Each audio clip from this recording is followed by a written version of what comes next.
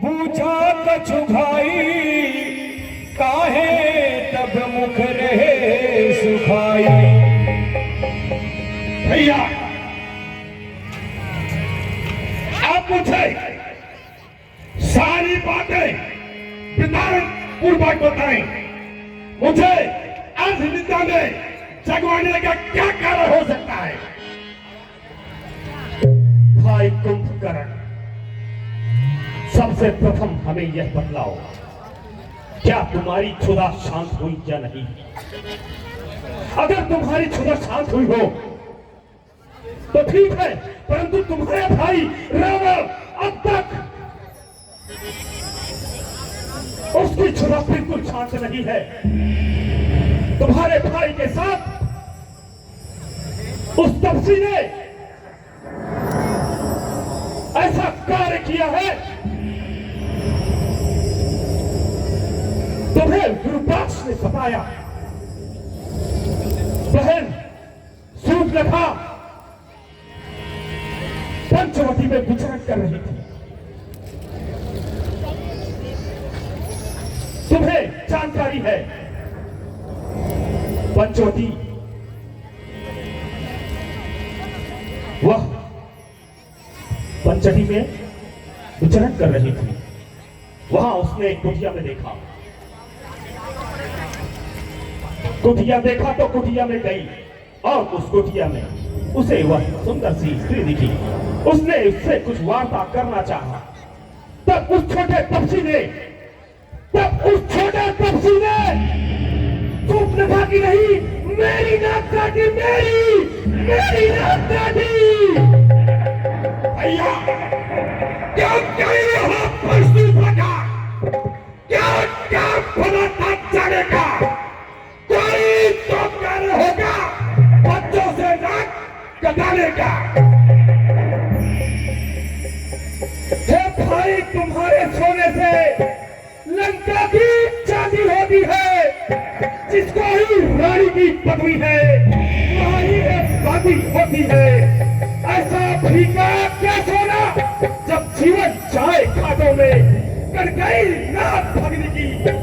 तुम बड़े रहो खर्राटे में। हे भाई, जब तुम्हारी बहन, मेरी बहन वहां गई, किस लिए गई, किस कारण गई, उसने हमें नहीं बताया। तुम भी सो रहे थे, वह चली गई, वह कार्य हो चुका है, अब वह इतिहास हो चुका है। अब उसे तुम और हम कोई नहीं बदल सकता। महाराज, वहां के राजा, वहां का राजा और कुछ तीसरा उस तपसी ने, छोटे तपसी ने बहन सूर्पनखा के कान नाक काटे। इतना ही नहीं, जब बहन सूर्पनखा सहायता के लिए भाई खरदूषण और तीसरा के पास गई तो उस बड़े तपसी ने अकेले ही खरदूषण, तीसरा और उसकी सारी सेना को अकेले ही समाप्त कर दिया। तुम्हें हमने ऐसे ही नहीं जगाया है। आज तुम्हारे भाई को तुम्हारी आवश्यकता आन पड़ी है। इंद्रजीत से कुछ नहीं हुआ। इंद्रजीत गया था मेरे भाई, इंद्रजीत गया था और इंद्रजीत ने वह शक्तिवान उस छोटे तपसी को मारा और वह मौत की नींद हो गया। क्या आप कैसे घूम गए? परंतु पहले पूरी बात सुन लो मेरे भाई। उस छोटे तपसी को इंद्रजीत ने शक्ति पाठ चला दिया था, परंतु हनुमान नाम के बंदर ने, उस वानर ने हिमालय पर्वत से जाकर उस जड़ी बूटी को लाकर सुखेन वैद्य की मदद से उस छोटे तपसी को फिर से जीवित कर दिया। मैं भी गया था युद्ध में और उसने तुम्हारे भाई का क्रोध विजयी, जिसके सामने 9 ग्रह खड़े रहते हैं, जिनकी ताकत नहीं है किसी देव की, जो रावण के समक्ष खड़ा रह सके, कुछ बोल सके, वार न कर सके। एक मामूली से मनुष्य ने तुम्हारे भाई का अपमान कर दिया तुम्हारे भाई के उसने ऊपर अस्त्र डालने के बाद उसने हमें वहां से पिचक करके निकाल दिया। उसने कहा कि जाओ, मैं निहत्थे पर वार नहीं करता। महाराज रावण जिसके आगे लोग पिटाई श्री ही मान ही शास्त्र ही करके भेज दिया हो, फिर भी आप उन्हें नहीं पहचानते। कौन है वो? श्री राम। श्री लगाने संबोधित मत करो भैया। आंखें बंद करने से प्रकाश लोभ नहीं होगा। जो श्री बन जा रहा है उन्हें श्री राम ही कहना पड़ेगा।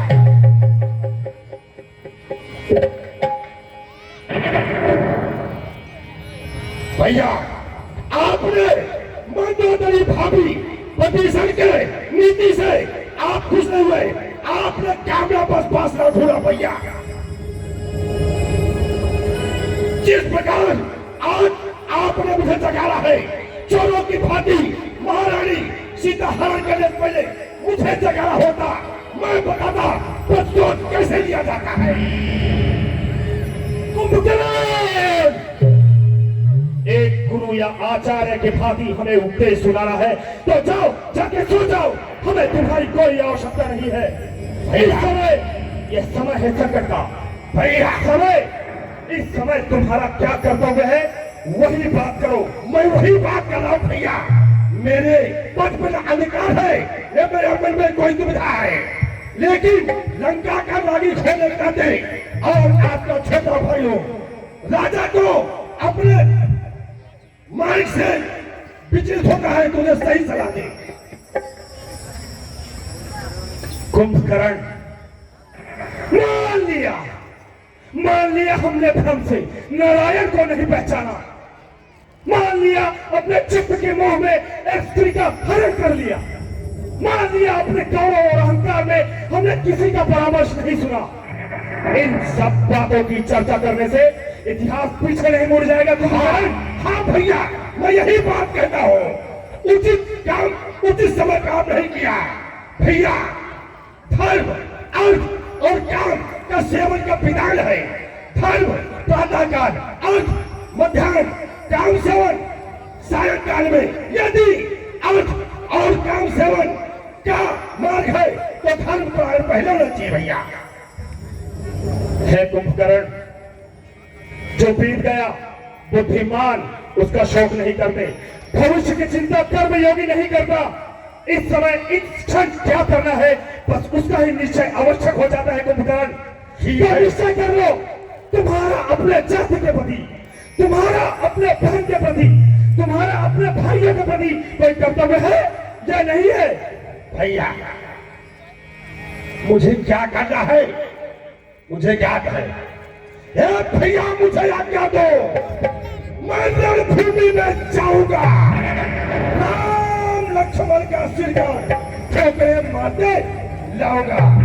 लंका के प्यारे भाइयों जितने मरे हैं कम से कम 2-2 लाख मार कर अपने परिजनों का। कुंभकर्ण हमें तुम पर गर्व है, तुम लंका की नाक हो। सुनो कुंभकर्ण, शास्त्रों में भी लिखा हुआ है, शास्त्रों ने खुद कहा है कि भाई वही है जो संकट में साथ खड़ा रहे। तो अपराधी को तो शिक्षा सभी दे सकते हैं, परंतु भाई वही जो संकट में खड़ा रहे, सहायता करे, शिक्षा न दे। भैया युद्ध में जाने से पहले एक प्रार्थना करना चाहता हूं। कहो कुंभकर्ण, यदि आज सूर्यास्त के पहले मैं नहीं लौटा तो आप उनकी भार्या सीता को सादरपुर में लौटा देना। इसी में आपकी भलाई है और लंका की भलाई है। कुंभकर्ण उस लंका पति रावण से कह रहे हो, तीनों लोगों ने जिसने त्राही माम मचा दिया, 9 ग्रह उसके सामने खड़े रहते हैं, उनका साहस नहीं है कि वो वहां से हिल भी जाए। और तुम एक मनुष्य के लिए उसके सामने हमें झुकने को कह रहे हो, गिड़गिड़ाने को कह रहे हो? भैया क्या उन सबसे बच्चों से इतनी ही हमारी रह गई है कि हम जाकर उनसे क्षमा मांग ले? अगर कुंभकर्ण हमें झुकना ही था तो हम झुक भी जाते, परंतु हमें बताओ, मेरी बहन की नाक, मेरे भाइयों के प्राण क्या वापस आ जाएंगे कुंभकर्ण? भैया मुझे आज्ञा दो ग्राम हो जाने के लिए। जाओ कुंभकर्ण, और जाओ और तुम विजयी होकर आओ। प्राण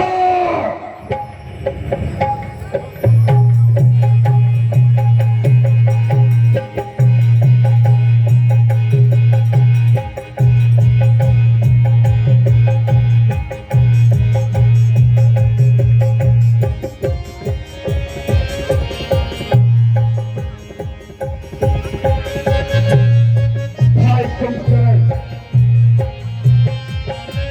तुम युद्ध में जा तो रहे हो,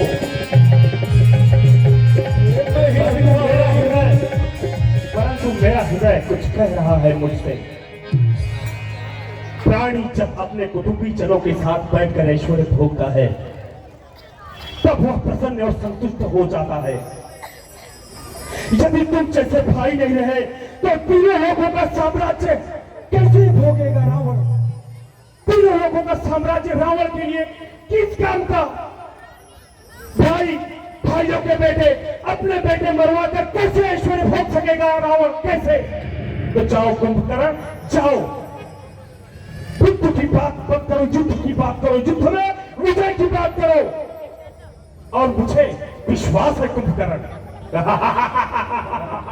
त्रिलोक विजयी दशानन के भाई का विजयी होगा। जाओ कुंभकर्ण, जाओ, जाओ कुंभकर्ण, जाओ, जाओ कुंभकर्ण, जाओ।